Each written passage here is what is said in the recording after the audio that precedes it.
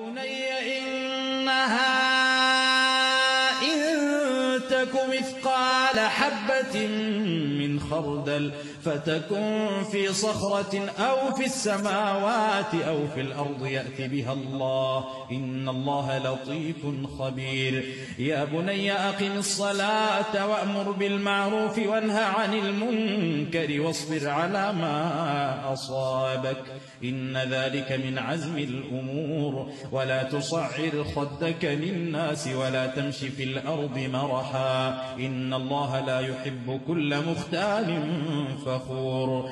واقصد في مشيك واغضض من صوتك إن أنكر الأصوات لصوت الحمير. ألم تروا أن الله سخر لكم ما في السماوات وما في الأرض وأسبغ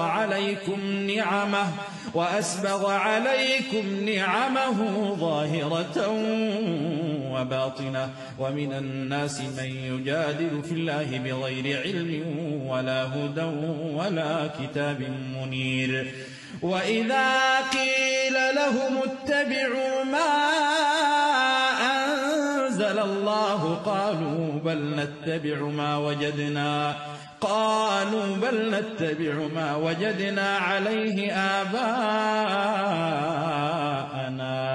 أولو كان الشيطان يدعوهم إلى عذاب السعير.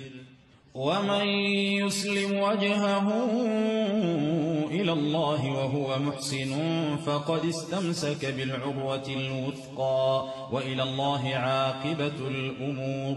ومن كفر فلا يحزنك كفره إلينا مرجعهم فننبئهم بما عملوا إن الله عليم بذات الصدور.